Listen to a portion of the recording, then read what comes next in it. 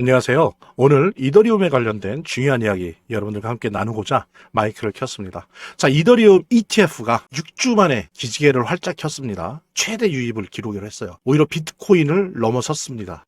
그래서 기관 자금의 구조적 회전, 어떻게 보면 재편이라고 볼 수도 있어요. 재편의 시그널이 아닌가라고 기대 혹은 의심을 할 만한 그런 대회전이 시작했다라고 하는 부분들 여러분들과 함께 나누려고 하는데요.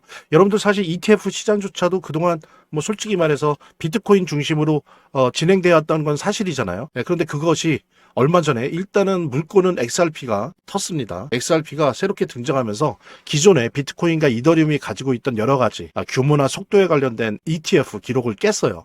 그러면서 이제 ETF 시장이 좀 움틀움틀 거리기 시작하더니 급기야 이것이 이더리움으로까지 올라왔습니다. 그러면서 이더리움의 ETF 기록적인 하루 동안 1억 6천만 달러를 기록을 하는 이제 비트코인이 1억 5천만 달러였고요. 그다음에 솔라나가 한 7천만 달러, XRP가 5천만 달러 정도를 기록을 했는데 어쨌든 기록적인 유입이 이루어졌다라고 하는 거. 이거는 그냥 단순히 어떤 순환적인 의미가 아니라 구조적 의미가 있다라고 평가하는 이유가 뭐냐면 점점 기업들이 이더리움은 비트코인과 좀 다소 다른 자산이구나라고 하는 거를 깨달아가고 있다는 겁니다.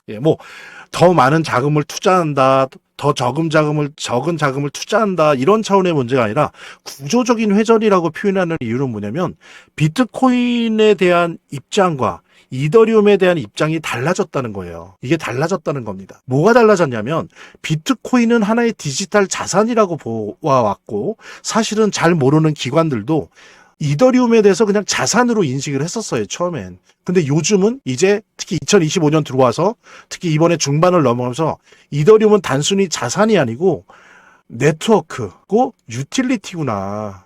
라고 하는 걸 알게 된 거예요. 말하자면 블록체인 솔루션이라고 하는 걸 알게 된 거예요. 그냥 자산이 아니고. 그러니까 쓰임새가 명확한 거죠. 달러 스테이블 코인을 제조하고 굴린다든지 여러 가지 형태의 토큰, 증권화 토큰, 부동산 토큰, 금 토큰, 은 토큰을 블록체인에서 만들어서 굴린다든지 이럴 때 이더리움 블록체인을 쓰는구나. 앞으로 토큰화 경제, RW 경제에 있어서 이더리움이 핵심적인 고속도로 역할을 하겠구나. 전기 역할을 하겠구나. 그죠? 디지털 석유 역할을 하겠구나. 비트코인과 다르구나. 라고 하는 걸 시장이 기관들이 인식하기 시작했다는 거예요. 그러면서 기관 자금의 구조적 회전이 시작되었고 그러다 보니까 뭡니까? 지금 기대되는 게 오히려 2026년이라는 거예요. 뭐가 기대되느냐? 여러분들 원래 올해 안에 될 걸로 예상되었던 클래러티 법안 아시죠? 클래러티 법안. 이게 샷다운이 되면서 멈췄었잖아요. 그래서 지금 재개하려고 노력을 하고 있는데 아마도 올해는 좀 힘들지 몰라도 내년 상반기 내는 통과가 될 겁니다. 여러분들 이 통과가 엄청나게 큰 혁명적인 변화를 일으킬 거예요. 이전에 우리가 봤던 지니어스 법안을 통해서 달러 스테이블 코인이 규제가 확립되고 이제 본격화된 거 이상으로 큰 의미를 갖습니다. 그건 뭐냐면 이제는 암호화폐가 현물이 됐건 ETF가 됐건 이게 증권이 아니라는 거예요. 뭐다? 그냥 상품이라는 거예요. 금융 상품. 증권이 아니다. 라고 하는 게 명확하게 정해지는 거예요.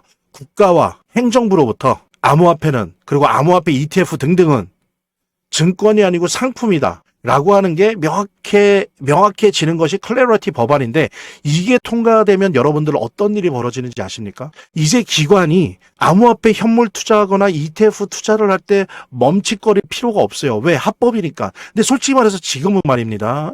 XRP 정도가 법원을 통해서 증권이 아니다 라고 하는 걸 인정받았지 나머지는 시장에서 인정받았을 뿐이지 법원이나 행정부나 이런 데서 인정받은 바가 없어요. 그러니까 말하자면 합법은 아니고 그렇다고 불법은 아니고 탈법인 거죠. 법 외의 영역인 거죠. 지금 현재는. 그러니까 어떻습니까? 기관들이 현물 투자를 하거나 ETF 투자를 할 때 많이 할 수가 없어요. 증권사나 은행에 있는 금융상품에 투자하듯이 이렇게 맘 놓고 할 수가 없다고요. 지금은. 근데 클래러티 법안이 통과되면 어떻습니까? 기관의 자금들이 마음 놓고 현물이나 ETF에 투자할 수가 있어요.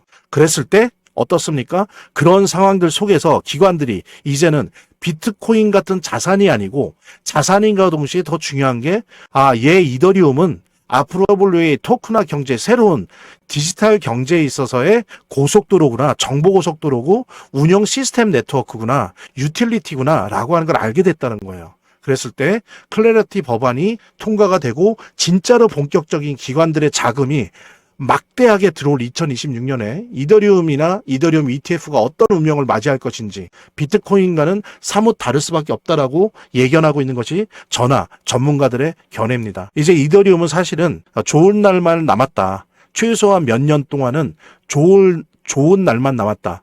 예를 들면 전통의 금융 강자들이 이더리움을 안 써도 되는 자체만의 블록체인들을 완벽하게 만들어내고 이걸 시장에서 완벽하게 구축해서 이더리움의 영향력을 없애버리기 전까지는 이더리움은 아마 오히려 비트코인을 넘어서서 제1의 암호화폐로서 우뚝 설 것이다 라고 하는 부분 여러분들과 함께 공유하면서 재단에 관련된 이야기로 넘어가도록 하겠습니다. 차트를 제대로 보는 것도 중요하고 또 거시경제 상황들을 보는 것도 중요하고 매우 중요하지만 결국에는 사실은 이 모든 거를 무시하더라도 재단이 어떻게 하느냐가 사실은 이 암호화폐의 성패를 좌우하는 가장 큰 요소라고 하는 거를 우리가 모두 다 느낄 수 있는 거거든요. 그래서 제가 좀 과장을 하면 오히려 암호화폐를 통해서 돈을 제대로 버는 사람들은 물론 차트도 보고 거시경제도 보고 하지만 가장 1차적으로 핵심적으로 보는 게 그 암호화폐를 발행한 제작하고 있는 공급하고 있는 재단의 정책과 재단의 상황들을 보거든요. 재단의 어떤 정책들만 봐도 우리들은 이 암호화폐 투자를 통해서 막대한 수익을 얻을 수가 있는 겁니다.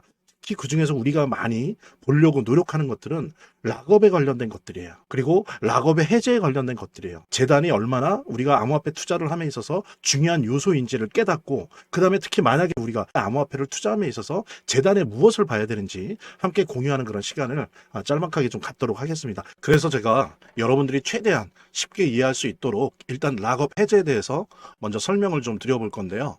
이제 락업 해제라고 하는 거는 투자자 보호 차원에서 초기 투자자들이 일정 기간 동안 매도할 수 없도록 물량을 잠가두는데 이거를 풀어주어서 자유롭게 매도할 수 있게 해주는 걸 의미합니다.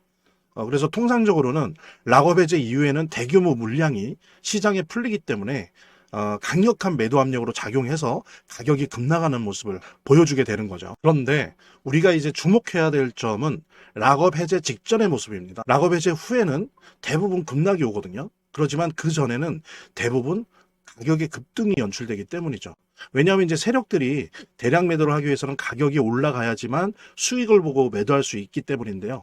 충격적인 건 이걸 위해서 재단이나 프로젝트 측도 가격을 인위적으로 끌어올린다는 거죠. 실제로 리플이죠. 리플의 CEO 갈링하우스 같은 경우에는 이 락업 해제 전에 가격을 뻥튀기 시키기 위한 그 시세 조작을 한 적이 있었고 이게 발각이 된 적이 있습니다. 물론 본인은 이에 대해서 극구 부인을 했지만 모든 정황을 볼 때 사실은 이미 알 사람은 다 알고 있는 거죠. 그러니까 이런 일을 하는 이유는 초기 투자자들 때문이에요. 이 초기 투자자들에게 수익을 줘야지 어떤 보상 개념의 수익을 줘야 추가적인 투자 유치를 할 수 있는 거죠. 그 초기 투자자들 뿐만이 아니라 그 외에 2차, 3차 투자자들을 모집하기 위해서는 이런 초기에 부풀리기, 뻥튀기가 필요한 겁니다. 예.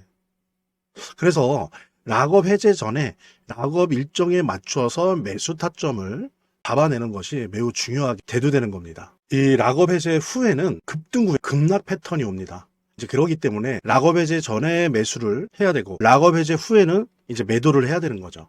이래야지 이제 엄청난 수익이 가능해지는 건데요. 제가 특정 경로를 통해서 이 재단 측의 어떤 락업 해제 일정을 입수를 했거든요. 예, 근데 이 해당 문서는 기밀 문서이기 때문에 일단 중요한 내용은 이렇게 제가 좀 모자이크 한 거 좀 양해 바라고요. 그러니까 이 문서에는 이제 재단 측의 락업 일정부터 물량, 목표가까지 모든 것이 나와 있습니다. 그래서 해당 일정에 맞춰서 상반기, 하반기 이렇게 나뉘어져 있는데 해당 일정에 맞춰서 세력들은 가격을 끌어올리고 그 다음에 이제 매도를 하겠죠. 그래서 우리도 이 일정에 맞춰서 정확하게 매수 매도 타점을 잡아 나가면 엄청난 고수익을 대박을 노려볼 수가 있게 되는 겁니다. 그래서 여기 나와 있는 제 개인 번호 010-2592-6921 010-2592-6921로 부자 두 글자만 남겨놓으시면 제가 확인되는 대로 이 모자이크 없는 아까 보셨던 그 문서 원본이랑 그 다음에 이제 언제 어디서 얼마에 매수해야 되는지 그 시그널이 담겨 있는 문서를 직접 핸드폰으로 PDF 형태로 전달해 드리도록 하겠습니다. 그러니까 당연히 무료고요. 자, 오늘 영상은 이쯤에서 마무리하고요. 다음 시간에 더 좋은 영상으로 인사드리도록 하겠습니다. 감사합니다.